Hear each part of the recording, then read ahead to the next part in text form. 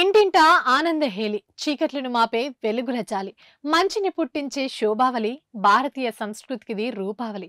మీ ఇంట ఆనందపు కాంతులను వెదచల్లాలని కోరుకుంటూ మీకు మీ కుటుంబ సభ్యులకు దీపావళి శుభాకాంక్షలు.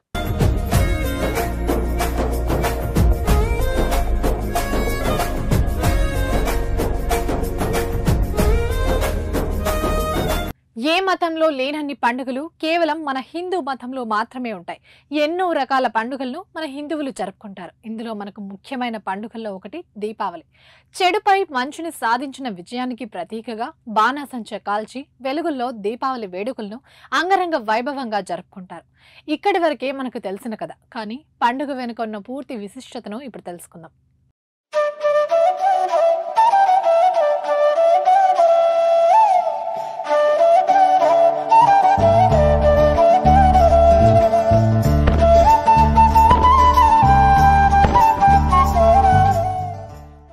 దీపావళి చెడుపై మంచి సాధించిన విజయానికి గుర్తుగా జరుపుకునే పండుగ. ప్రతి ఇంట్లో ప్రతికూల శక్తులను తొలగించి నూతన వెలుగులు తీసుకొచ్చే గొప్ప పండుగ దీపావళి.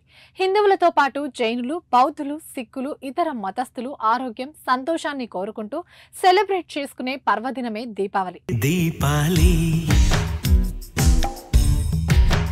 దీపావళి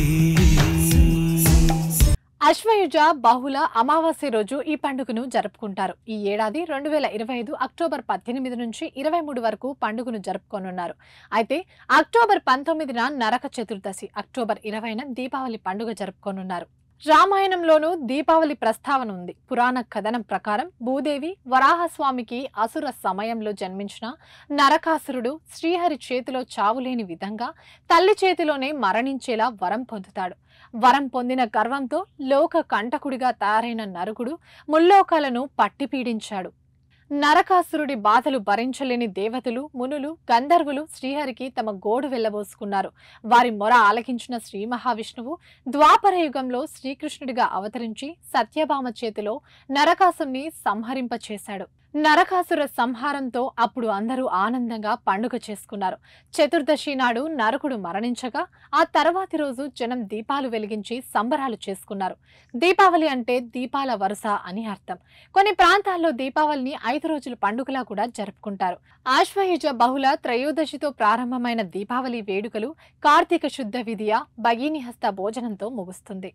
ఆశ్వయుజ బహుళ త్రయోదశిని ధనత్రయోదశిగా కూడా జరుపుకుంటారు. ఇంట్లోని పాత సామాన్లను శుభ్రం చేస్తారు. కొత్తగా కొనుగోలు చేసిన వెండి, బంగారు ఆభరణాలు ఈ రోజున పూజలో పెడితే ధనలక్ష్మి అష్ట ఐశ్వర్యాలను ప్రసాదిస్తుందని విశ్వసిస్తారు. అందుకే ధనలక్ష్మి, కుబేరులను భక్తి శ్రద్ధలతో కొలుస్తారు. బంగారం, వెండి కాకుండా ధన త్రయోదశి రోజు ఏ వస్తువు కొనుగోలు చేసినా శుభం జరుగుతుందంటారు. అమృతం కోసం దేవతలు క్షీర సాగరాన్ని మదించినప్పుడు ధనత్రయోదశి రోజునే లక్ష్మీదేవి ఉద్భవించినట్లు పురాణాలు పేర్కొంటున్నాయి. అందుకే ఈ రోజున తనను పూజించిన వారికి లక్ష్మీదేవి అనుగ్రహిస్తుంది. ఏ వస్తువు ఇంటికి తెచ్చినా అది అమృత భాండం అవుతుందని చాలా మంది నమ్ముతారు. ఆరోగ్యానికి, ఔషధాలకి అధిపతి అయిన ధ్వనంతరి జయంతి కూడా అదే రోజే. ఆరోగ్యమే మహాభాగ్యం అంటాం. మరి అలాంటి ఆరోగ్య మహాభాగ్యానికి అవసరమైన ఔషధకర్త ధన్వంతరి. క్షీరసాగర మదనంలో లక్ష్మీదేవి, కామధేనువు, కల్పవృక్షం, ఐరావతం లాంటి దివ్య శక్తులతో పాటు ధన్వంతరి ఆవిర్భవించాడు. ఒక చేతిలో అమృత భాండం, మరొక చేతిలో ఆయుర్వేద గ్రంథంతో పాల సముద్రం నుంచి తరలివచ్చాడు. అందుకే ఆరోగ్యం కోసం, అనారోగ్యాల నుంచి క్షీర ఉపశమనం కలగడానికి దీపావళి రోజున ధన్వంతరిని కూడా పూజిస్తారు. ధన్వంతరి కూడా శ్రీమన్నారాయణుని అంశమని, ఆయనను పూజిస్తే లక్ష్మీదేవి సంతోషించి అనుగ్రహిస్తుందని పండితులు అంటారు. అందుకే ఆయుర్వేద వైద్యులు చికిత్స ప్రారంభించేటప్పుడు ధన్వంతరిని స్మరించుకుంటారు. పండుగ సమయంలో ఇంటిని శుభ్రం చేసి రకరకాల పిండి వంటలు తయారు చేస్తారు.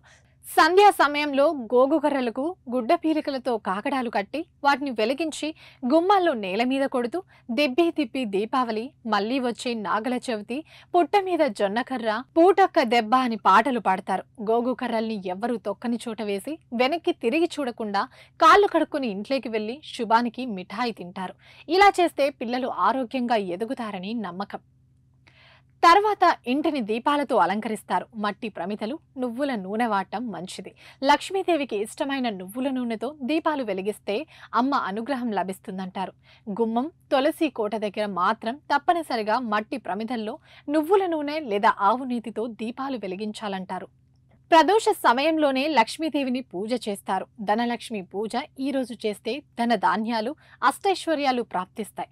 దీపావళి రోజున లక్ష్మీ పూజతో తమ వ్యాపారం వృద్ధి చెందుతుందని వ్యాపారస్తులు నమ్ముతారు. కొత్త బంగారం, వెండి ఆభరణాలతో పూజలో పెడితే శుభప్రదమని పండితులు అంటారు.